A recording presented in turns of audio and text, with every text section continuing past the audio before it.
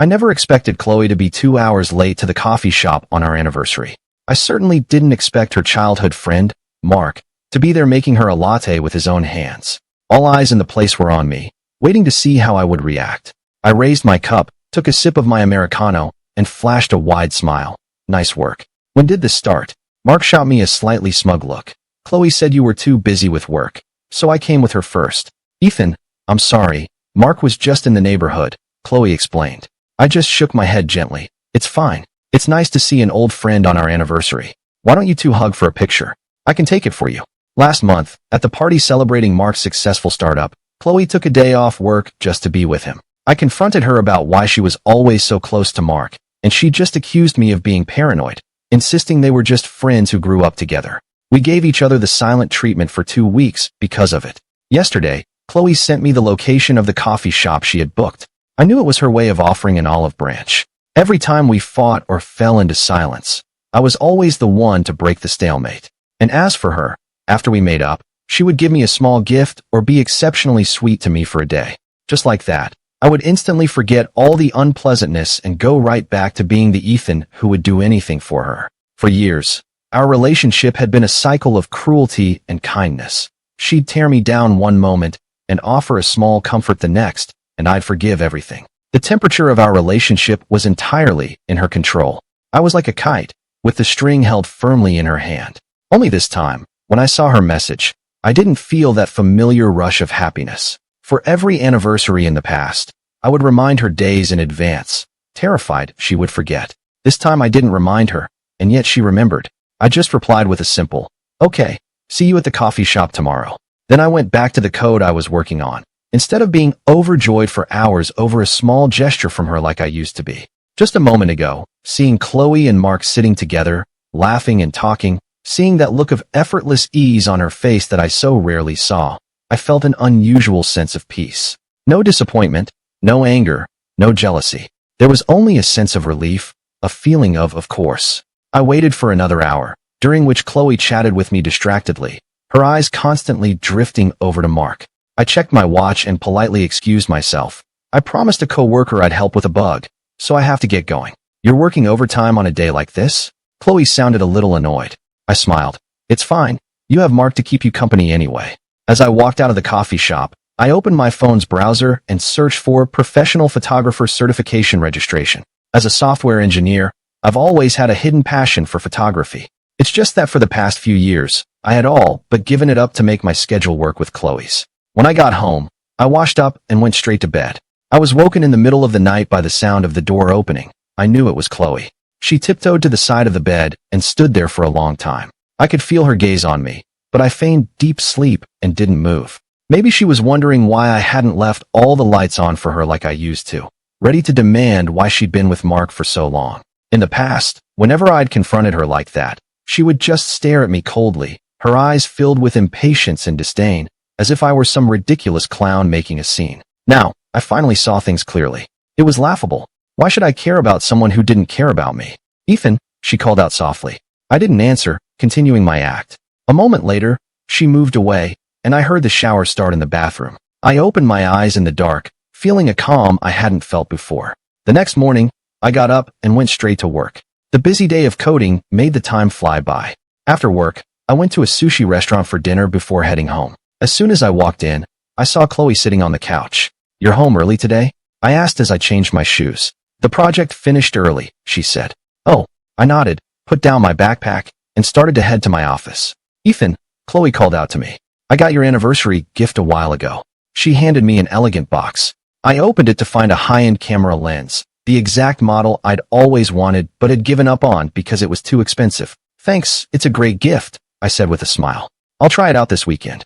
Just as I was about to leave, Chloe grabbed my arm. About yesterday, I'm sorry I was late. Mark showed up at my office right as I was about to leave, saying he had something important to discuss. As a friend, I was just helping him. I believe you. I cut her off. Starting a business isn't easy for Mark. He needs his friend's support.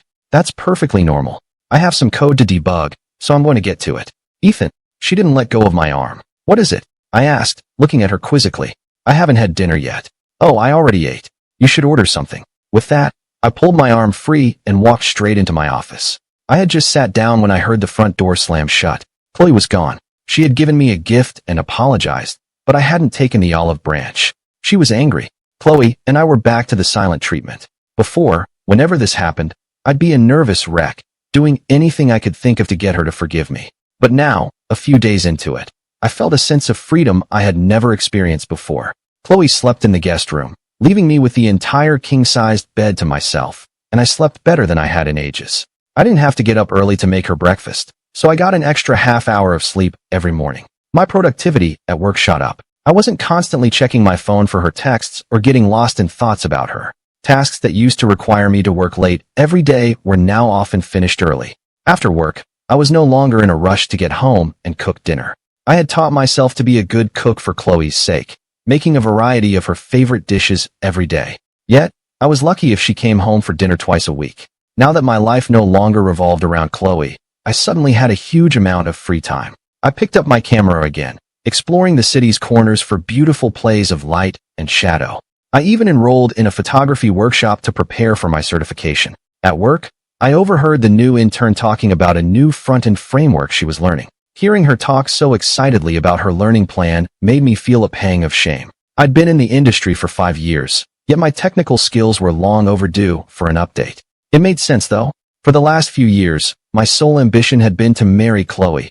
Nothing else mattered. I used to naively believe that the greatest happiness would be building a home with Chloe, just taking care of our quiet life together. If she had asked me to quit my job and be a stay-at-home husband, I would have agreed without a second thought. How ridiculous that thought seemed to me now.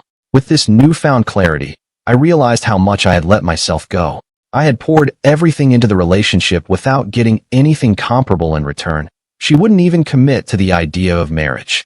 I had made zero progress in my career, and my professional edge was dulling. I decided to make a change. First, I needed to update my skills. I bought the latest technical courses and dedicated 2 hours every evening to studying. Next was improving my photography. I attended workshops on the weekends to prepare for the exam. Finally, I got a gym membership and started working out regularly. Over the next few days, Chloe continued to come home very late. That was fine with me. The house was quiet, allowing me to focus on my studies and photography practice.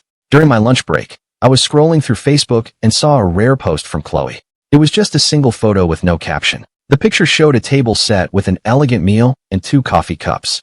At the corner of the frame, you could see a hand wearing the bracelet I had given her. I knew Chloe all too well. She posted that picture of her dinner with Mark specifically to make me jealous. But strangely, I didn't feel that familiar surge of anger. I just glanced at it and kept scrolling. That evening, I got a call from Chloe.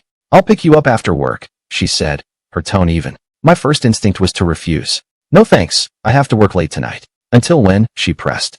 "Around 8, probably," I said, making it up on the spot. "Okay, I'll be downstairs at 8 to wait for you." She hung up before I could reply. To keep up the lie, I didn't leave the office after my shift. Instead, I went to a nearby coffee shop with my photography textbook to study. At 8, I packed my things and headed downstairs with my camera. I immediately spotted the familiar white SUV. I walked over and opened the door, only to find Mark sitting in the passenger seat. "Ethan, Chloe and I were just discussing a project, and she said she'd give me a ride home," Mark said with a smile. "Right." I nodded and quietly got into the back seat. I never got to sit in the passenger seat when Mark was around. Chloe and I had fought about it more than once, but she always claimed Mark got carsick and needed the front seat, telling me I was making a big deal out of nothing. I told her the passenger seat was my spot as her boyfriend, but she just called me childish. It was a battle I had never won against Mark, but now I no longer cared enough to fight it. "Mark, the tiramisu at that cafe today was amazing. We should go back again sometime," Chloe said excitedly. Mark smiled and nodded. "Sure. If you like it, I'll take you every week." "You're so thoughtful, always getting the coffee just right for me," Chloe said cheerfully. "I'm used to it. I know you like extra sugar and just a little milk. I'll make yours next time. Don't worry about it. You just enjoy yours." Mark suddenly turned to me. "What kind of coffee do you like, Ethan? Want Chloe to make you one?" I remembered the first time I took Chloe to that cafe she loves. I had carefully made a cup just the way she liked it, but she had said coldly, "Thanks, but I can do it myself." I never made coffee for her again after that. I looked up at Mark. The light inside the car was dim, but I could still see the challenge in his eyes. He was always like this, deliberately trying to get a rise out of me, then waiting for Chloe to step in and defend him. This time, however, I felt no urge to retaliate. Seeing my lack of reaction, Mark frowned and turned back to Chloe. Her tone with him was noticeably softer than it ever was with me. Listening to them talk, I felt exhausted and drifted off to sleep. I woke up when the car stopped in front of our building. Mark was gone. "Why didn't you wake me when we got here?" I asked, sitting up and opening the car door. Chloe followed me out, silent. She didn't speak again until we were inside the apartment. "You must be really tired." You fell asleep in the back while Mark and I were still talking." "Yeah, a little," I said, uninterested in continuing the conversation. "I just wanted to shower and go to bed." "We had a project meeting at work today. A few people from marketing were there." She suddenly started explaining. Mark was there representing the investors. After the meeting, a group of us went for coffee. It wasn't just me and him. This was strange. In the past, when I demand to know why she was always with Mark, she would never explain. Now that I wasn't asking, she was volunteering the information. "Okay." I nodded and headed for the bathroom. "I was going to invite you, but you said you had to work late," she continued. "I get it. I'm going to shower now," I said, walking faster. After my shower, I went straight to bed. The next evening after work, I saw Chloe's car parked out front again. This time, she was alone. I got into the back seat again. Chloe glanced at me, looking like she wanted to say something, but held back. "There's a photography exhibit tonight," I said as the car started moving. "I'm meeting a coworker there," I said as the car started moving. Chloe's grip on the steering wheel tightened. "With who?" "Sarah from the engineering department. She's also into photography." "The intern." Chloe's tone was strange. "Yeah, she's full-time now. She does front-end development." "I'll drive you." "No need. We're meeting at the gallery entrance. You can just drop me at home so I can change." Back home, I changed and was about to head out. Suddenly, Chloe emerged from her room, also changed into casual clothes. "I'll come too," she said. "I've been looking for some design inspiration lately," she said. I was surprised, but I didn't object. "Sure, let's go together." When we got to the gallery, Sarah was already waiting outside. She's a couple of years younger than me and was recently hired full-time after her internship. She's cheerful, energetic, and passionate about photography. She looked surprised for a second when she saw me with Chloe, but then she greeted her warmly. "Hi, Chloe. I didn't expect you to come. This is great." "Yeah, Ethan mentioned the exhibit, so I thought I'd tag along," Chloe said, her tone flat. The three of us went inside. Sarah was fascinated by every piece, frequently turning to me to discuss techniques and composition. Chloe walked beside us, unusually quiet. Halfway through, Sarah pointed to a landscape photo. "The composition on this one is so unique. Look at the perspective. It looks like it was shot with a tilt-shift lens." "That's right. That kind of lens can," I began to explain, but Chloe cut in. "It's a tilt-shift lens. It alters the plane of focus relative to the sensor to create that miniature effect." She said it fluently, a faint smile playing on her lips as she looked at me. Sarah looked at her, surprised. "You know about photography, Chloe?" "Not really. I've just heard Ethan talk about it a lot," Chloe said casually, but her eyes never left my face. I was stunned. I couldn't believe she remembered the photography concepts I had excitedly explained to her once. She had seemed so distracted at the time. I was sure she hadn't been listening at all. After the exhibit, Sarah suggested we grab dinner at a nearby restaurant. Chloe checked her watch. "Sorry, I have some work to finish up. You two go ahead. I can give you a ride home," I offered. "No, you two go eat. I'll get a ride myself." With that, she turned and walked away, her pace seeming a little rushed. Sarah looked a little embarrassed. "Did I interrupt your date?" "No, it was a last-minute decision for her to come," I explained. "Come on, let's get some food." Over dinner, Sarah and I talked a lot about photography and tech. She asked if Chloe was also into photography. "Not really, I don't think so. She just hears me talk about it sometimes," I replied. Sarah smiled. "But she seems to remember everything you say perfectly, right down to the principles of a tilt-shift lens. I think she really cares about you." I fell silent. Maybe. But to Chloe, Mark was probably more important. When I got home that night, Chloe was already asleep. The next morning, I was surprised to find she was already awake when I got up, with a hot breakfast laid out on the table. "Good morning. I made your favorite egg sandwiches," she said with a smile. "Thanks, but I'm carpooling with a coworker today." I glanced at my watch. "I have to get going." "Don't rush. I can drive you," she insisted, blocking my way. "It's fine. We already made plans, and I've paid for the month." "Then I'll start driving you tomorrow," she persisted. "My current arrangement is fine. Besides, don't you always say you want to sleep in?" I said, putting on my shoes to leave. Chloe followed me to the door. "I'll start getting up early with you." I turned to face her. Why the sudden change of heart? She looked down. "I just want to spend more time with you." "Fine, we can talk about it next month. I've already paid my coworker for this month's rides." With that, I closed the door and left. Chloe's transformation was so sudden it was unsettling. For years, I had been the one chasing after her. Now that the roles were reversed, I didn't know how to act. That evening, I walked out of my office building and saw Chloe's car again. I was about to refuse, but I realized there were things we needed to talk about in person, so I got in. This time, I sat in the passenger seat. After I got in, I noticed a photography magazine on the seat, the latest issue. "I bought it for you," Chloe said as she started the car. "I saw the new issue at the bookstore and picked it up. Thanks." I flipped through the magazine and saw several pages marked with sticky notes. "Those pages are about the certification exam. I thought they might be helpful," she explained. I stopped flipping the pages. "How did you know I was studying for the certification?" "I saw your photography textbook the other day," she said softly. "I know you've always wanted to get certified." The car was quiet for a moment before Chloe spoke again. "I'm sorry. I've been neglecting you." Her words touched me, but they also sharpened my resolve. Was she only changing because she sensed me pulling away? "Ethan, about us lately. I have a work dinner tonight. You can just drop me at the next corner." I cut her off. "Which co-workers?" "The engineering team. We just wrapped up a big project, so we're celebrating." Chloe bit her lip. "Is Sarah going to be there?" "Probably. She's part of the team." "I don't like the idea of you drinking." "What time will it be over?" "I'll come get you." "I'm not sure. It could be late." "You should just go home and get some rest." "I can wait," she insisted. "Really, it's fine. I'll get a ride home." When we got to the restaurant, she grabbed my arm before I could get out. "Ethan, I know I haven't been great lately, but I'm going to change. I promise." I paused. "You don't need to force change. Just be yourself." The work dinner was lively, and everyone had a few drinks. I had a couple myself and was feeling a little buzzed. Sarah suggested we all go to a karaoke bar, but when I checked my watch, it was already 9:30. "I'm going to pass. I have work tomorrow." "Come on, Ethan. We hardly ever get to hang out like this," my coworkers urged. As I was hesitating, I got an iMessage from Chloe. "I'm outside the restaurant. Have you been drinking?" I stepped outside and, sure enough, saw her standing on the curb. "What are you doing here?" I asked, surprised.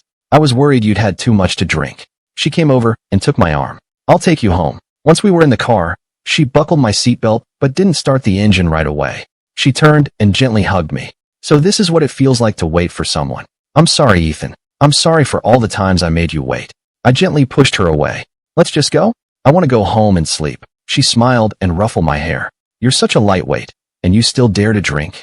The intimate gesture felt strange, almost dreamlike. There was a time when this was the kind of tenderness I had longed for. But now, all I felt was a strange distance between us. In the days that followed, Chloe was like a completely different person. She drove me to and from work every day, stopped going out with her friends, and insisted on cooking dinner and waiting for me at home every night. She even started sharing details about her day, messaging me to ask what I was eating or watching. Most surprisingly, she started to genuinely learn about photography. She bought professional books and would try to discuss techniques with me. She even offered to go with me to the countryside to shoot a sunrise. Her transformation was touching, I admit, but it also felt suffocating, especially when I was trying to study or practice. She would constantly interrupt me, asking if I needed water or if I was tired, completely breaking my concentration. So I started lying again, telling her I had to work late because of an urgent project at work. In reality, I was going to that coffee shop near the office to study, just to have some time to myself. That day after work, I went back to my usual coffee shop. About 2 hours later, the power suddenly went out. The barista said there was a wiring issue, and it would be a while before it was fixed. I packed up my things, planning to find another place to work. Just as I stepped outside, I heard a voice call my name. "Ethan." It was Chloe. She was standing across the street, holding a thermos. Seeing the look on my face, she said softly, "I know you haven't been working late. You've been coming here to study. Were you following me?" I asked, annoyed. "I was worried about you," she said, walking towards me. "Why did you have to lie? If you just wanted some quiet time to study, I could have left you alone at home." I took a deep breath. "Let's talk about this at home." We got inside, and as I was taking off my shoes, Chloe asked, "Are you tired of me?" I froze for a second, not immediately denying it. "Lately, you'd rather stay out studying than come home. Am I not doing enough? Tell me what's wrong, and I'll fix it. I can change." Her voice was pleading. Looking at her desperate face, I finally made my decision. "I think we need to talk, really talk, about our relationship." "Ethan, oh, I almost forgot. I have a business trip to Chicago tomorrow." Chloe interrupted me suddenly. "I need to get to bed early tonight. Can we talk when I get back?" I saw a flicker of panic in her eyes and just nodded. "Okay. Are you packed?" "Not yet." "Then you should go pack. I'm going to take a shower." In the past, whenever Chloe had a business trip, I was the one who packed for her, carefully preparing everything she would need. But now, I just wasn't in the mood. The next morning, watching Chloe drag her suitcase out the door, I felt a wave of relief. I could finally think about our relationship in peace, without worrying about her feelings. On the third day of Chloe's business trip, I got a call from Mark around noon. "Ethan, Chloe has a high fever. She's at Seattle General Hospital," he said, his voice edged with urgency. I rushed to the hospital and found Chloe pale and listless in an infusion chair, clearly very sick. "Weren't you supposed to be in Chicago?" I asked as I walked over to her. Chloe opened her eyes, her expression shifting from surprise to embarrassment. "Ethan, what are you doing here? Who told you?" "I did," Mark said, walking in with a cup of hot water. "I figured her boyfriend should know." I looked at Chloe. "So there was no business trip?" She looked down, her voice weak. "I'm sorry. I lied." I understood then. She was running away. She knew we had problems, but she didn't want to face them. The last time I tried to talk, she invented a business trip to escape, choosing to stay in a hotel rather than have a real conversation with me. "Chloe, running away doesn't solve anything," I said calmly. Mark suddenly cut in. "You should be more understanding. Chloe's been staying in a hotel for days because she was afraid of making you angry. She loves you so much, and you don't seem to care about her feelings at all." "She's the one who said she was going on a business trip," I retorted. Chloe looked up, her eyes pleading. "Ethan, can we please talk about this after I'm better?" "Fine," I nodded. "Get some rest. I'm heading back to work." "Ethan, you're just leaving?" she asked in disbelief. I looked at her. "It's just a fever. You're an adult. You don't need to be so dramatic, do you?" Hearing those words, Chloe's head snapped up, her eyes wide with shock and hurt. She understood. They were the exact words she had said to me last year. "Last winter, I had a sudden high fever and had to go to the emergency room for an 4-drip by myself. Seeing everyone else there with someone, while I was completely alone, I couldn't resist calling Chloe, hoping she would come keep me company. She had refused coldly. "You're an adult. You don't need to be so dramatic, do you? It's just a cold. Can't you get in 4 without me there?" I could hear the noise of a karaoke bar in the background, and Mark shouting, "Chloe, it's your turn to sing." I still remember the chill I felt in that moment. But I was weak, and after a few days of giving her the silent treatment, I let her win me over again. Now, tasting her own medicine, her eyes finally filled with regret and understanding. Mark couldn't take it anymore. "Ethan, you've gone too far. She's sick, and not only do you not care, you're blaming her." I gave a small smile. "See? Someone's here to feel sorry for you." With that, I turned and walked out. Chloe didn't come home that night. She sent a text saying she was staying at the hotel until she felt better, and then we would talk. But in truth, I had already made my decision about our relationship. We were breaking up. It wasn't an impulsive decision, but the result of a lot of thought over the past few weeks. Since I was sure I didn't love her anymore, there was no reason to stay together. I once thought we would get married, have kids, and spend the rest of our lives together. But now, it was time to cut my losses. At almost 30, I might never meet someone who made my heart race like she did, but so what? Life wasn't only about love. It wasn't too late to start over. I didn't regret our relationship. We were in love in the beginning. I knew what it felt like to be loved. I had loved deeply. I had given my all, and I had gained from it. The experience had made me more mature. It taught me self-respect and how to let go. Just as I was figuring out how to break up with Chloe, I got a call from my parents. "Ethan, your father's been complaining about his leg hurting, but the doctors here can't find anything wrong," my mom said, her voice full of worry. "Why don't you both come down tomorrow? I'll take Dad to one of the big hospitals in Seattle for a full workup. And Mom, you can get a checkup too while you're here." I said. My parents lived in a small town about 2 hours away. I took 2 days off work and went to the train station to pick them up. After my dad's tests, it turned out to be nothing serious, just something he needed to manage carefully. My mom's checkup came back clear as well. I spent the rest of the time showing them around Seattle, taking lots of pictures. Before they left, I posted a photo of the 3 of us on Facebook. Almost immediately, my phone rang. It was Chloe. "Your parents are in town?" she asked, sounding anxious. "Yeah. Why didn't you tell me?" "Why would I? I could have helped you show them around the city. Didn't you say you weren't good with parents and weren't ready to meet them?" I shot back. The other end of the line went silent. "Let's talk tonight," I said. "We can't put this off any longer." Then I hung up. In 7 years together, Chloe and I had never met each other's parents. At first, we were too young to think that far ahead. After I turned 25, I started thinking about marriage. Last Christmas, I suggested she come home with me to meet my family. She refused, saying it was too sudden and she wasn't ready. A few months later, when my parents came to visit Seattle, I asked her to join us, but she made another excuse. She said she was awkward around older people and just wasn't ready. She even complained that I was putting too much pressure on her. I never brought it up again. After seeing my parents off, I went home, ready for my talk with Chloe. I had just sat down when the doorbell rang. I opened the door to find Chloe standing there, holding several beautifully wrapped gift boxes. Are your parents still here? I bought them some gifts, she asked nervously. I just dropped them off, I replied coldly. I'm sorry, Ethan, she said, looking down. I was so selfish before. You wanted me to meet your parents, and I kept making excuses. The truth is, I really did want to meet them. It's just, I never felt like I was good enough. Let's not talk about the past. I let her in. We need to talk. As soon as we sat down, I got straight to the point. Chloe, I've done a lot of thinking lately. The truth is, our problems have been around for a long time. I just chose to ignore them. But I see things clearly now, and Ethan, let's get married, she interrupted, pulling a velvet box from her purse. Inside was a man's ring, simple and elegant, the exact one I had pointed out to her in a magazine once. I've been thinking about us constantly these past few days, she said nervously. I know I messed up, but I really do love you. I'm willing to change, to be the partner you want me to be. I had never imagined that Chloe would one day propose to me. Once, I had wanted nothing more than to build a life with her. But now, I felt nothing. No, I said calmly. She seemed to have expected it, a bitter smile forming on her lips. It's because of our anniversary, isn't it? Not entirely. I shook my head. That day was just the final straw. Our problems have been building up for a long time. They just finally boiled over. I know.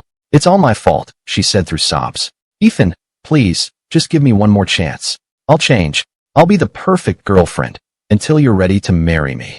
I'll get up early every day to make your favorite breakfast. I'll drive you to and from work, and the passenger seat will always be yours. On weekends, I'll go with you on your photo shoots, anywhere you want to go. I'll stop going out with my friends all the time and come home to be with you every night. I promise I'll never forget your birthday or any other important day again. I just looked at her, saying nothing. She grew more frantic. And the thing with Mark, I handled it all wrong. From now on, I'll never contact him again. I won't see him. I'll delete his number, everything. I sighed. Chloe, you know what you did wrong. You know what the right things to do are. But you just wouldn't do them. Why? Because you never really cared about me. You took my love for granted, ignored my needs, and assumed that no matter what you did, I would never leave. That's not true, she cried. I love you. I've always loved you. Love is shown through care, consideration, and respect, not by being impulsive and running hot and cold. I looked her straight in the eye. All I ever felt from you was indifference and contempt. The person you truly care about is Mark.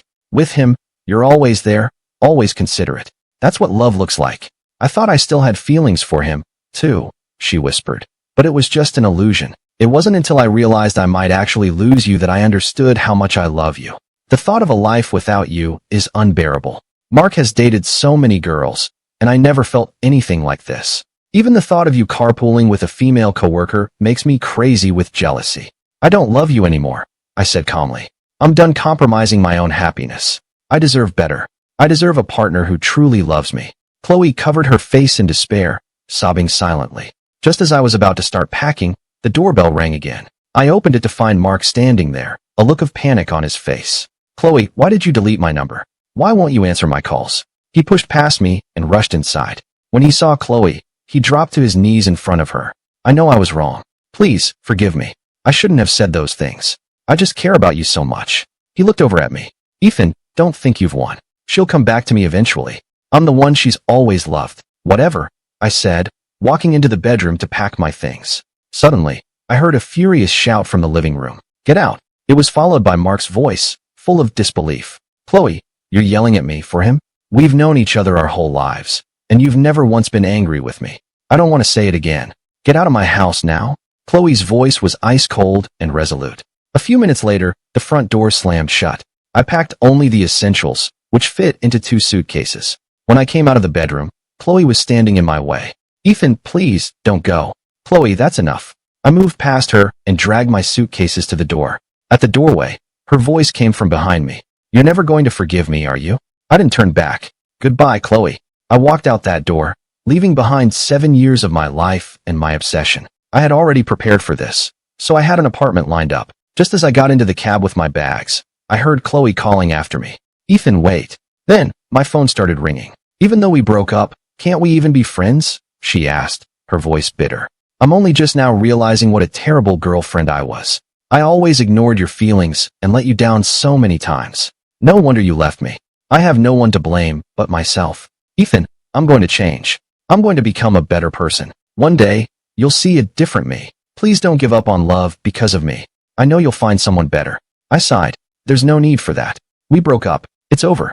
Let's just go our separate ways. My new life quickly fell into a routine. I settled into my new apartment, focused on work, and made time for photography and my studies. My days were packed from morning to night, but I felt fulfilled. I registered for the photographer certification exam and went on a few outdoor photo shoots with Sarah. She had a real talent for it. Her photos were captivating. We became good friends and photography buddies. Time flew by, and I hardly ever thought about Chloe. Until one day, I came home from work, opened my apartment door, and froze. "What are you doing here?" I asked, not believing my eyes. Chloe was standing in front of the apartment across the hall, holding grocery bags. "I'm coming home," she said, gesturing to the door behind her. "You've got to be kidding me." "I'm not kidding," she said, holding up the bags. "I just bought some groceries. I'm making fish tonight. Want to join?" "Chloe, are you insane? Why would you move here?" I asked, my anger rising. "I'm not insane. I just wanted to be closer to you," she said with a small smile. "You're an adult. You should know better," I snapped. "You have your own condo downtown. Why would you rent an apartment all the way out here? It's an hour-and-a-half commute to your office from here. How much time are you going to waste on the road every day?" "It's worth it," she said quietly. "Just to be able to see you sometimes, it's worth it." "Whatever." I shook my head, went into my apartment, and shut the door. True to her word, Chloe didn't bother me.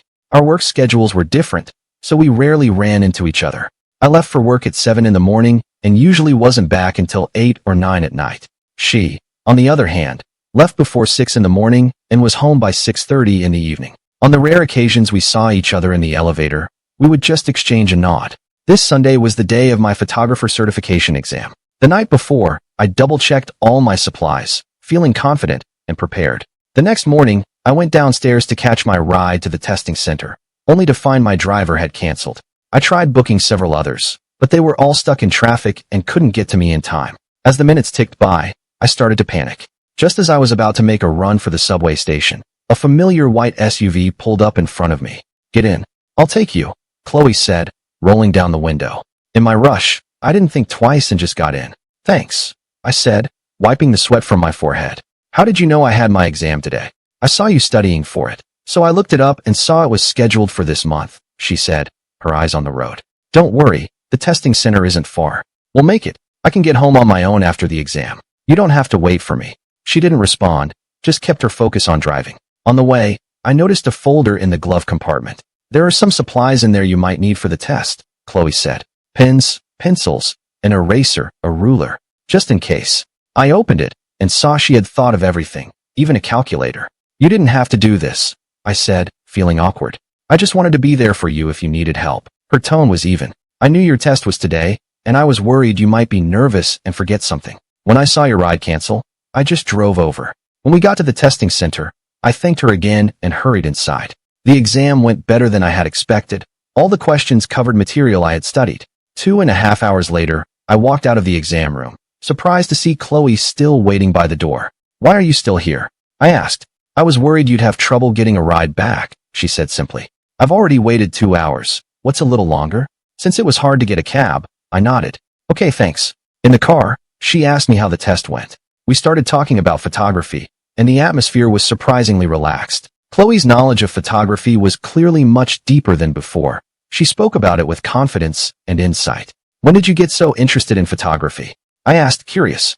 "I've always been interested," she said with a smile. "I just never showed it. I've been reading up on it lately and found it's actually really fascinating." Watching her profile as she drove, I noticed she had lost weight. Her complexion wasn't as vibrant as it used to be. "How have you been?" I couldn't help but ask. "I'm doing well," she said quietly. "I had a breakthrough at work. A campaign I designed last month got great feedback from the client, and I even won a department award." "Congratulations," I said sincerely. "Thanks." She turned to smile at me, and I saw a new determination in her eyes. "I'm working on becoming a better version of myself. Not for anyone else, just for me." Back at our building, we walked to the elevator together. After a moment of silence, Chloe spoke. "I know you might not want to hear this, but I have to say it anyway." "What is it?" "I'm not going to give up on you," she said, looking me straight in the eye. "Not the me I am now, but the better me I'm going to be. I'm going to learn to love myself first, become more independent and strong, and then I'll prove to you that I'm worthy of your love. The elevator arrived at our floor. As the doors opened, she added, and no matter what happens, I won't regret it, because this process has already helped me grow so much. In the following weeks, Chloe and I maintained a delicate distance. She didn't try to force anything, but I'd see her occasional posts on Facebook about her life and work. I noticed she was genuinely trying to better herself, taking professional courses, learning new skills, trying new hobbies. A month later, she posted on Facebook, "Finished my first half marathon. My legs feel like jelly, but it was an amazing feeling." The post included a picture of her holding a finisher's medal, a huge, genuine smile on her face. I knew how much Chloe used to hate exercise. She once told me she'd rather pay double for a cab than walk an extra 10 minutes. Seeing her transformation, I couldn't help but like the post. A few days later, I got the email saying I had passed my certification exam. In my excitement, my first instinct was to tell Chloe. After some hesitation, I put my phone down. On my way home from work, I ran into Chloe in the elevator. She looked more tired than usual, holding a stack of blueprints. "Working late?" I asked. "Yeah, we landed a big project at work, so things have been crazy," she said with a weary smile. "I got my exam results back. I passed," I said suddenly. Her face broke into a genuine smile. "Really? That's fantastic. I knew you could do it. Thanks for driving me to the test that day." "It was nothing," she said lightly. "By the way, are you interested in a sunrise shoot on Bainbridge Island this weekend? I saw a photography group is organizing a trip. The location is supposed to be amazing for morning light." I hesitated. "Aren't you really busy with work? You have to take breaks, no matter how busy you are," she shrugged. "Besides, I'd like to work on my photography skills too. I'm actually already going with some people from work." "Sarah?" "Yeah, her and a few others from the engineering department." "Oh," she said, a flicker of disappointment in her eyes that she quickly masked. "Well, have fun." The elevator doors opened, and she stepped out, adding over her shoulder, "Share some pictures if you get any good ones." The weekend trip to the island was great. I got a lot of beautiful shots with Sarah and my other coworkers. The sunrise over the water was absolutely breathtaking. I posted a few of my best shots on Facebook, and Chloe was the first person to like them. A few nights after I got back, I was coming home from work and heard arguing in the hallway. As I got closer, I saw it was Mark, standing at Chloe's door. "Chloe, don't be like this," he was yelling. "We've known each other our whole lives, and this is how you treat me?" "Mark, I've told you already, we're not right for each other," Chloe said calmly. "Please leave." "Is it because of him?" Mark turned and saw me, his eyes filled with hate. "Ethan, don't get too smug. She's only rejecting me to prove a point to you." "This has nothing to do with him," Chloe said firmly. "This is my choice." Mark sneered. "Don't forget how you used to be, chasing after me, telling me you loved me." "Yes, I did love you once," Chloe said calmly. "But that's in the past. Now, I care more about my dignity and my self-respect. I didn't get involved. I just walked to my own apartment." Chloe's words echoed in my head. "Now, I care more about my dignity and my self-respect." Those words made me see her in a new light. Maybe she really had changed. After I got inside, I could still faintly hear them arguing. A few moments later, it went quiet. I assumed Mark had left. The next morning, as I was getting ready to leave for work, my doorbell rang. It was Chloe, holding an elegant cake box. "Good morning," she said with a smile. "I made a cake to celebrate you passing your exam." I was surprised. "You know how to bake?" "I learned from a video online. It's my first try, so I'm not sure how it turned out," she said, handing it to me. "It's a matcha cake. I remember you like matcha." I took the box and opened it. It wasn't professionally done, but I could tell she had put a lot of care into it. "Thank you. That's very thoughtful," I said. She glanced at her watch. "I won't make you late for work. You can try it tonight. If it's bad, just throw it out." With that, she turned to go. "Are you okay after last night?" I couldn't help asking. She stopped and turned back with a smile. "I'm fine. Actually, that was long overdue. Mark isn't a trustworthy person. It just took me too long to see it. But better late than never." That night, I tried her cake. It was surprisingly good. The slight bitterness of the matcha was perfectly balanced with the sweetness of the cream. As I ate it, I remembered that we had first met over a slice of matcha cake. It was in the university cafeteria. Chloe and I had both reached for the last slice at the same time. She had smiled and said, "How about we split it?" And so we shared the cake and started to get to know each other. The 4th of July holiday was coming up, and I had plans to go to New York City with some photography friends to shoot the city at night. 2 days before I was set to leave, Chloe called. "Ethan, I saw online that Yellowstone is beautiful this time of year. I booked 2 tickets, and I was wondering if you'd want to go with me. Sorry, I already have plans to go to New York, I said, turning her down flat. Oh, that's a shame. Yellowstone is supposed to be most beautiful in the fall. I even took time off work. I've already been. I cut her off. When? She asked, surprised. Last October. The line went quiet. I knew she remembered. Last year, we had planned to go to Yellowstone together for the holiday. I had spent weeks planning the trip, booking hotels, and a rental car. The day before we were supposed to leave, Mark called her, saying he was feeling down and needed someone to talk to. Without a second thought, Chloe canceled our trip, saying we could always go some other time. I was so disappointed and furious. We've been planning this for months, and you're just canceling? It's just a trip, she had replied impatiently. Mark needs a friend right now. Yellowstone isn't going anywhere. We can go anytime. In the end, I went to Yellowstone by myself. It was my first solo trip, and I ended up with some amazing photos and unforgettable experiences. When I got back, Chloe never mentioned the trip, as if she had completely forgotten it ever happened. So, you went by yourself? She asked quietly. Yes, I had a great time. I'm sorry, she said, her voice choked with emotion. I always let you down. It's in the past, I said. I hope you have a good trip to Yellowstone. I'm going to cancel the tickets, she said. It's no fun to go alone. After we hung up, I felt a little dazed. Chloe's change was real, but the shadows of the past weren't so easily erased. I had a great time in New York City with my friends. I took a lot of night shots, and a few of them got rave reviews in my photography group. On our last night, we had dinner at a restaurant overlooking the Hudson River, and everyone had a fantastic time. When I got home, there was a package waiting at my door. I opened it to find a set of professional camera filters, the exact set I'd been wanting, but had hesitated to buy because of the price. Inside was a card that read, I heard these are great for sunset photography. Hope they add a little color to your work. Hope you had a great trip. Chloe. I held the filters, feeling a mix of emotions. It was a thoughtful gift, proof that she was paying attention to my passions and what I wanted. But could the scars of the past really be erased? The next morning, I ran into Chloe in the elevator on my way to work. She looked more vibrant than usual, wearing a light blue dress that seemed to give her a new energy. Thanks for the filters, I said. You're welcome, she smiled. Have you had a chance to use them? Not yet, but they look very professional. Well, try them out when you get a chance, she said. Oh, by the way, I entered a design competition last week and won second place. Congratulations, I said, genuinely pleased for her. Actually, I have you to thank, she said, her eyes sincere. It was because of you that I started to take a hard look at myself and try to be better, no matter what happens between us. This whole experience has been incredibly valuable for me. The elevator doors opened, and we went our separate ways. On my walk to the office, I found myself thinking about what she had said. Chloe was really becoming a better person, more like the confident, independent woman I had first fallen for. But could we ever rekindle what we had? I wasn't sure. That weekend, I was at home organizing my photos when the doorbell rang. It was Sarah. Hey Ethan, a few of us from the department are going for a shootout in the countryside this afternoon. Want to come? She asked excitedly. Sure, that sounds great. I can try out my new filters, I said with a smile. Just then, the door across the hall opened, and Chloe stepped out. She froze for a second when she saw us. Hi, Sarah said in a friendly voice. Hi. Chloe managed a weak smile before looking down and hurrying away. The photo shoot was a lot of fun.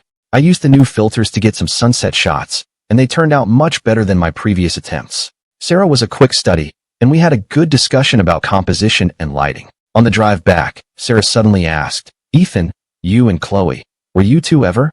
We were together for 7 years, I said simply. Wow, that's a long time, she said, surprised. Then why? Sometimes, things just change over time, I said with a sigh. She seems like she's still in love with you, Sarah said thoughtfully. The way she looks at you is different. Love isn't a whim, and it isn't something you only appreciate once it's gone, I said. Real love is about consistent effort and respect. Sarah nodded. I get it, but people can change, right? That night, I got a text from Chloe. I have a big meeting at work tomorrow, so I'll probably be home late. But I made a reservation for us for dinner on Friday night, to thank you for lending me that photography book. I hesitated for a moment before replying. Okay, see you Friday. On Friday night, Chloe took me to a quiet sushi place. She was dressed in a simple, elegant outfit with understated makeup, looking poised and sophisticated. The sashimi here is really fresh. I hope you like it, she said. When did you start liking sushi? I remembered she used to hate raw fish. I attended a workshop with a Japanese designer about 6 months ago, and he brought us here. I was surprised by how much I liked it, she said with a smile. Life is full of little surprises, isn't it? We talked for a long time about work, photography, books we'd read, and movies we'd seen. The whole dinner felt relaxed and easy, like two old friends catching up. Nothing was awkward or forced. It all felt natural. After dinner, she gave me a ride home. As we were getting out of the car, she handed me a flash drive. "What's this?" "It's some resources I put together on composition and post-processing. I thought they might be helpful," she said quietly. "Also, I think I'm going to be moving." I was taken aback. "Moving where?" "Closer to my office," she said. "The commute is just too much every day." And, she paused, "I think it's time for me to really let go." I didn't know what to say, so I just nodded. She smiled. "Don't worry, I haven't given up on being better. I'm just not going to stake my happiness on someone else anymore." Watching her walk away, I felt a complicated mix of emotions. Perhaps we had both grown up. A week later, I had to go into the office on a weekend to work. By the time I finished, it was after 9, and a heavy rain had started to fall. I didn't have an umbrella and was debating whether to wait it out or make a run for it when an umbrella appeared in front of me. "Need an umbrella?" It was Chloe. "What are you doing here?" I asked, surprised. "I was working late, too," she smiled. "I just saw you standing here." I glanced in the direction of her office building. "Isn't your office on the other side of town?" "We're collaborating on a project with your company, so I'm working out of a temporary office here for a few days," she explained. "Just happened to be passing by." I took the umbrella. "Thanks. Let me give you a ride." "It's on my way," she said, gesturing to her car nearby. The rain was coming down hard, so I didn't refuse. In the car, she handed me a towel. "Dry your hair so you don't catch a cold." The car was warm, and soft piano music was playing. The rain pattered against the windows, blurring the city lights and creating a peaceful atmosphere. "So you moved?" I asked. "Yeah, last week," she said, concentrating on the road. "The new place is much closer to work. I can sleep in an extra half hour." "That's good." "Yeah," she said with a small laugh. "You have to make decisions for yourself sometimes." "I'm sorry about before," I said suddenly. "What are you sorry for?" she asked, surprised. "I was probably too harsh," I said. "Refusing to even be friends with you after we broke up. It was too much." "You weren't wrong," she said calmly. "You needed space and time." "Actually, so did I." "It wasn't until I moved out that I realized how irrational I was being." She paused, then continued. "Sometimes, loving someone requires logic, not just impulse. I understand that now." By the time we got to my building, the rain had lightened up.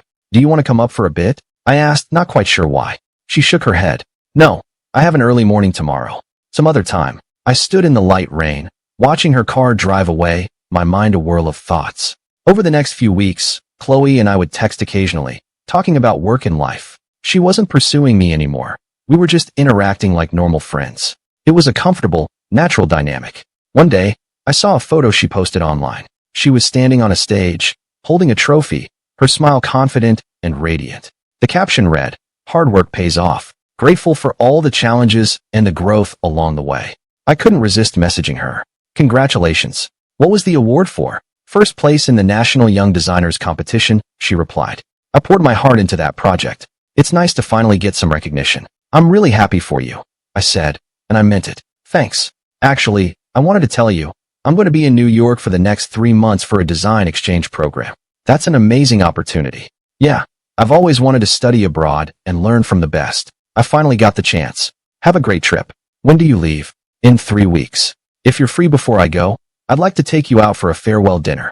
"Of course, anytime." 3 weeks later, we met for dinner at an Italian restaurant. Chloe seemed more confident and at ease than I had ever seen her. "Are you all packed?" I asked. "Almost," she said with a smile. "There's not much to bring, really, just some design materials and my tools." We talked over dinner about the new environment and challenges she would be facing. Her eyes lit up as she described the design philosophies and work culture there, full of anticipation. "You've changed a lot," I couldn't help but say. "Have I?" she smiled. "Maybe it's because I've found myself again."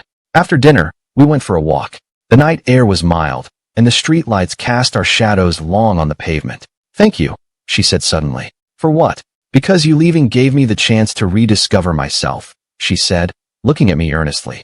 "Sometimes, losing something is another way of gaining something." "You don't have to thank me," I said.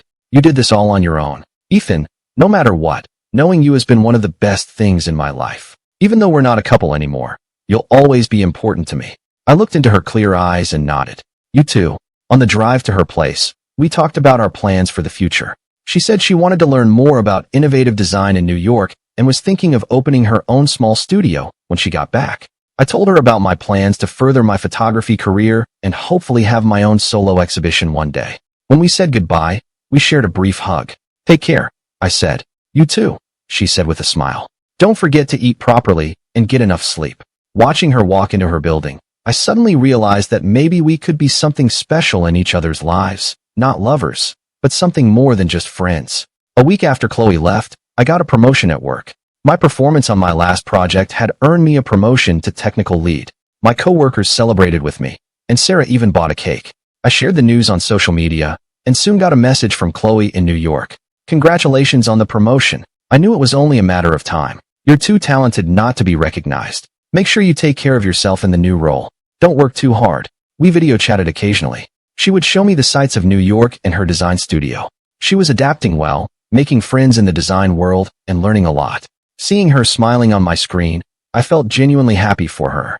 The 3 months flew by. One day, I got a message from Chloe. "I'm flying back tomorrow. I'd like to take you to dinner if you're free." I replied, "Welcome back. I'm free whenever." When we met, she brought me some souvenirs from New York. We chose a quiet coffee shop, where she excitedly told me all about her experiences. "What was the biggest takeaway?"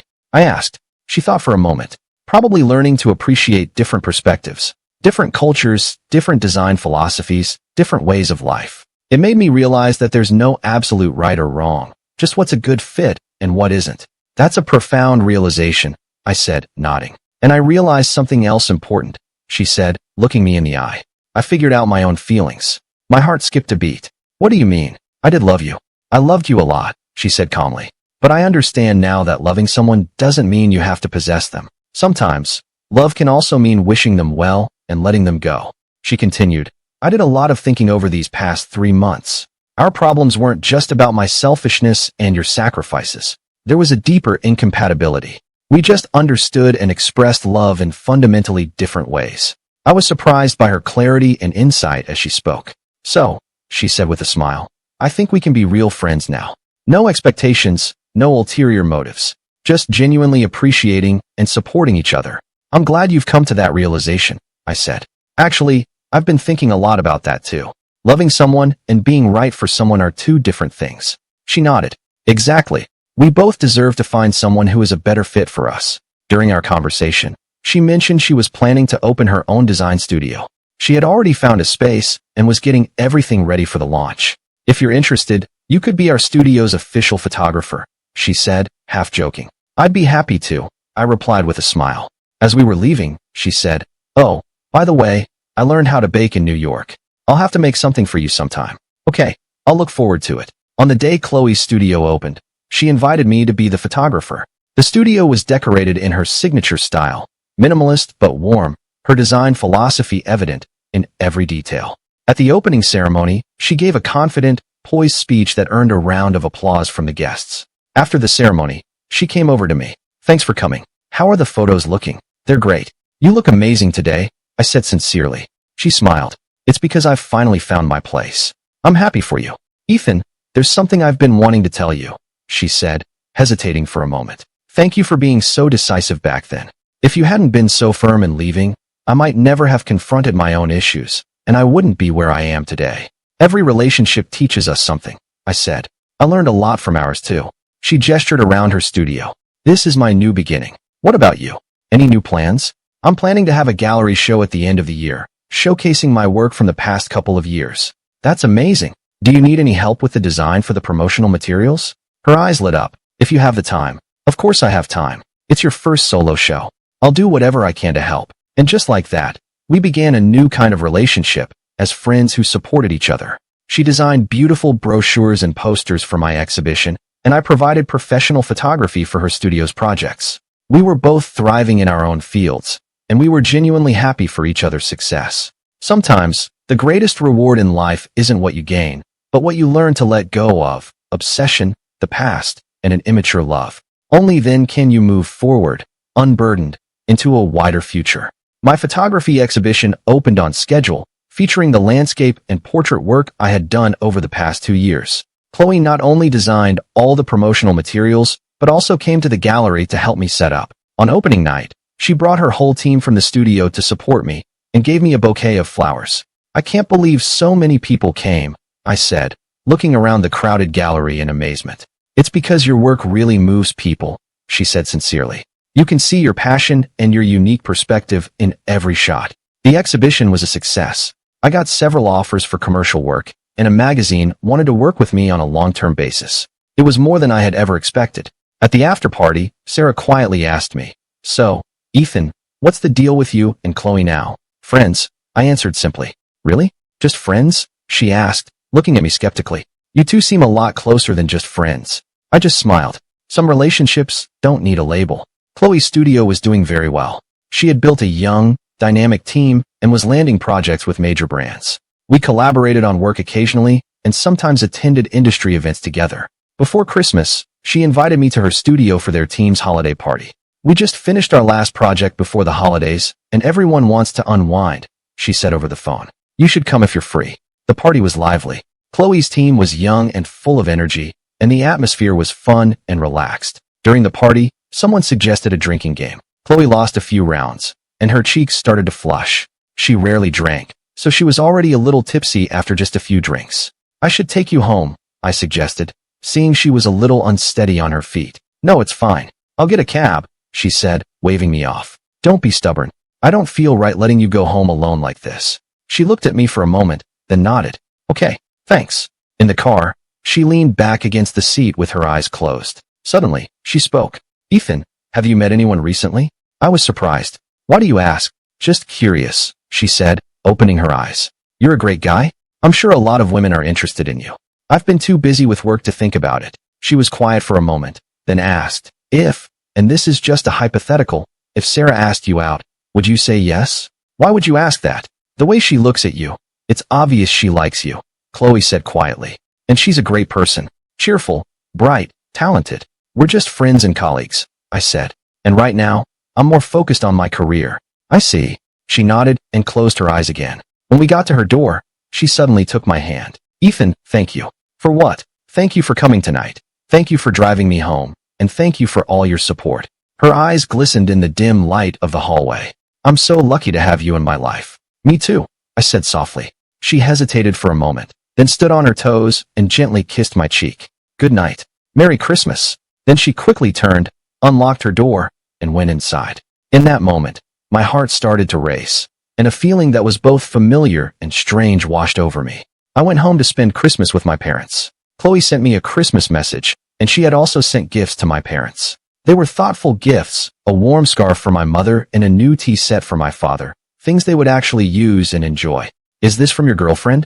my mom asked, holding up the scarf. "No, she's a friend," I explained. "What kind of friend is so thoughtful that she knows exactly what we'd like?" my mom said, giving me a knowing look. "Are you hiding something from us?" "Really, we're just friends," I said, exasperated. "Well, it's good to have good friends," my mom said with a smile, not pushing it. "You should bring her for a visit sometime." On my way back to Seattle, I saw a familiar figure in the train station's waiting area. It was Chloe. She was also pulling a suitcase, clearly just back from visiting her family. "What a coincidence," I said, walking over to her. She smiled when she saw me. "Yeah, I just got back too." "How was your trip?" "It was fine, a little traffic." "You?" "It snowed a lot where I was, so my train was delayed by 2 hours," she said, rolling her eyes playfully. "But at least I made it back in one piece." I took her bag. "Let's go together." I drove. In the car, she showed me pictures she had taken back home. There were snowy landscapes, countryside scenes, and photos of her with her family. They were good photos. The composition and lighting were well done. "Your photography skills have really improved." I complimented her sincerely. "I learned from the best," she said with a laugh. "By the way, my mom asked about you when I was home." "What did she ask?" "She asked how you were doing, if work was going well." She looked a little embarrassed. "My mom always really liked you." I nodded. "My mom asked about you too. She said I should invite you over sometime." "Really?" Her eyes lit up for a second, then dimmed. "But that probably wouldn't be appropriate right now." "Why not?" "It's normal for friends to visit each other's families." She glanced at me and just gave a soft That night, after I dropped her off, I drove back to my own apartment. Standing at my window, looking out at the city lights, I started to think about our relationship. Maybe some things didn't need a label. Maybe it was best to just let things be. In the new year, I started getting my photography studio off the ground, while Chloe's design studio was landing major projects. We were both incredibly busy and saw each other less. but we still kept in touch. One night, I worked very late, getting home after 11. Just as I was about to head to bed, my doorbell rang. It was Chloe, holding an insulated bag. "It's so late. Is everything okay?" I asked, confused. "I heard you've been busy setting up your new studio, so I figured you probably haven't had time to eat properly," she said, holding up the bag. "I made some noodle soup. You should eat it while it's hot." I let her in, and she went straight to the kitchen, expertly dishing out the soup and noodles. The aroma was incredible. "You haven't eaten either, have you? Eat with me," I said. She nodded. "I am pretty hungry, actually." We sat at the table, eating and catching up. She told me her studio had landed a project with an international brand. It was high pressure, but a great challenge. I shared my own progress on setting up my studio and some of my creative ideas. "Actually, I had an idea," she said suddenly. "We should consider partnering up. Your photography studio and my design studio. Our skills complement each other. We could take on bigger projects together." I thought about it for a moment. "That's a great idea, right?" she said excitedly. "You handle the photography, I handle the design. We could even share resources and clients. I've already drafted a proposal. I'll send it to you." Seeing her so excited, I couldn't help but smile. "You're always full of ideas." "I'm not the only one," she said with a laugh. "You are too. That urban memory photo project you were talking about. I thought that was brilliant." After we finished eating, I insisted on driving her home. "No, it's fine. I drove," she said, clearing the dishes. "It's too late. I don't feel right about you driving home alone." "Okay, fine. You can just drop me off at my building." We walked through the quiet complex under the night sky. The streetlights cast our shadows long on the pavement, making them merge into one. "Ethan," she said, suddenly stopping. "I've been thinking about something." "What is it?" "What are we exactly?" she asked, looking straight at me. "We're not a couple, but we're closer than just friends. Sometimes I get really confused." I was quiet for a moment. "It doesn't need a label. What matters is that we're both comfortable with it." "But," she started, then stopped herself. "What is it?" "Nothing," she said, shaking her head with a smile. "You're right. It doesn't need a definition, as long as we're both happy." As I walked her to her car, she said, "Oh, by the way, next Saturday is my studio's 1-year anniversary party. You have to come." "I'll be there," I promised. That Saturday, I went to Chloe's studio with a gift I had picked out for her, a limited edition set of design books. The party was creatively decorated, every detail a reflection of her design aesthetic. During the event, Chloe gave a short speech as the founder, thanking her team and clients for their support. She was confident and poised, the very picture of a successful professional woman. Watching her up there, radiant and successful, I felt a genuine sense of pride in how far she had come. After the party wound down, Chloe came over to me. "Thanks for coming. I love the gift. It's the exact set I've been wanting. I know you're a fan of that designer," I said with a smile. "Let's get some dinner." "I made a reservation," she suggested. "Sounds good." The restaurant was a small, intimate place tucked away on a quiet side street. "Today's a special day," she said. "Not just for the studio's anniversary, but also what? It's the 9th anniversary of the day we met," she said quietly. "Do you remember? 9 years ago today, we met in the university cafeteria over a slice of matcha cake." I was surprised she remembered the exact day. "You have a good memory." "Because it was important," she said with a smile. "Meeting you was one of the best accidents of my life." After dinner, she said mysteriously, "There's one more place I want to take you." I followed her to a baking studio. She pulled a key card from her purse and swiped the door open. "What is this?" "I booked a private baking class," she said with a smile. "A private lesson, to be exact. Tonight, we're making a matcha cake." I guessed. "Smart man," she said with a wink. To commemorate the day we met. For the next 2 hours, under the guidance of an instructor, we made a matcha cake together. Chloe was clearly experienced, her movements deft and practiced. I, on the other hand, was a complete novice and managed to get flour everywhere. "You look like a snowman," she said, laughing as she wiped the flour off my face. I couldn't help but laugh. I never knew baking could be so much fun. It is, isn't it?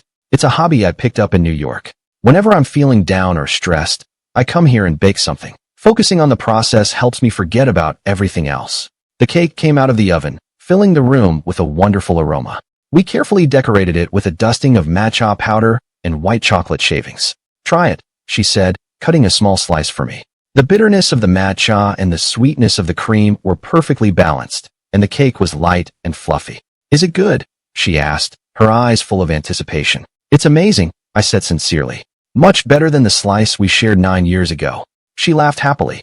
"Then I'd say our little anniversary celebration was a success." On the drive home, She was unusually quiet. When we got to my building, she hesitated for a moment before saying, "Ethan, there's something I wanted to tell you tonight." "What is it?" She took a deep breath. "Over this past year, I've really changed. I've learned to be independent, to respect other people, and to be honest about my own feelings." I nodded. "I can see that. You're more confident, more sure of yourself." "Yes, and I'm also much clearer about what I want," she said, looking me straight in the eye. "Ethan, I want to tell you that I'm still in love with you. Not in that old, insecure, possessive way, but in a more mature, more equal way." I was stunned, unsure of how to respond. "I'm not asking for an answer right now," she continued. "I just wanted you to know how I feel. Whatever you decide, I'll respect it." "Chloe, don't answer yet," she said, gently placing her fingers on my lips. "Think about it. Tell me when you're really sure. I'm in no rush." With that, she stood on her toes and gave me a light kiss on the cheek. "Good night, Ethan. Sweet dreams." Then she turned and walked away, her figure slowly disappearing into the night. I stood there, a whirlwind of emotions swirling inside me. Chloe's confession left me with a lot to think about. Over the past year, we had built a special connection, one that had the honesty and support of a deep friendship, but also an undeniable intimacy. I found myself unconsciously paying attention to her, feeling happy when she succeeded and worried when she was troubled. Was this love, or was it just habit and dependence? To clear my head, I decided to take a solo trip to the coast. It was my usual way of working through things, finding answers in nature. The wind was strong on the coast, and the waves crashed against the rocks with a roar. I sat on the sand, replaying my history with Chloe in my mind. From our first meeting, to 7 years of dating, to our breakup, and now to this rediscovery of each other. Every stage had changed us, helped us grow. I took out my camera and captured the magnificent view. Through the lens, things seemed clearer. Life was like the ocean, sometimes calm, sometimes turbulent. What mattered was navigating it all with a clear and steady heart. 3 days later, I returned to the city, my decision made. I sent Chloe a message. "Are you free to talk?" She replied almost immediately. "Anytime. You pick the place." I chose the coffee shop where we had our first date. When I arrived, she was already there, sipping an Americano and looking quietly out the window. "Have you been waiting long?" I asked, sitting down across from her. "Just got here," she said with a smile. "Where have you been?" "I couldn't reach you. I went to the coast to clear my head," I explained. "No self-service." The waiter brought over my latte. I took a sip and then looked her straight in the eye. "Chloe, about what you said the other night. You've made up your mind?" Her expression was calm, but I could see the tension in her posture. I nodded. "I've been thinking a lot about us. And I think we should try again," I said slowly. "Not going back to the way things were, but starting something new. Something built on mutual respect and growing together." A flicker of surprise crossed her face, but she quickly composed herself. "Are you sure? I don't want you to do this out of pity or habit." "I'm sure," I cut her off. "Watching you grow and change this past year has made me reflect on myself, too. Maybe breaking up was necessary. It gave us both the chance to become better people. And now, we can try again, as these new people." "So," she asked hesitantly, "are you saying you still love me, too?" "Yes, I love you," I said, reaching for her hand. "Not in a blind, dependent way. It's a more rational, mature love. I love your talent, your strength, your drive, and yes, your flaws and imperfections, too." Her eyes welled up. "Ethan, I thought I'd lost you forever. Maybe some people have to fall apart to come back together and really appreciate what they have," I said softly. "So what are we now? Boyfriend and girlfriend?" I asked with a smile. "But this time, we need to set some new ground rules." "Like what?" "Like respecting each other's space and time, communicating honestly, not taking each other for granted, and supporting each other's careers and dreams," she added. "Exactly," I nodded. "We're not the same immature people we were before. This time, let's build something healthier, more equal." She squeezed my hand. "I promise. This time, I'll show you with my actions how much I've changed." "Me too." We looked at each other and smiled, and for a moment, it felt like we were back at that first meeting, full of hope and possibility. As we left the coffee shop, a light rain had started to fall.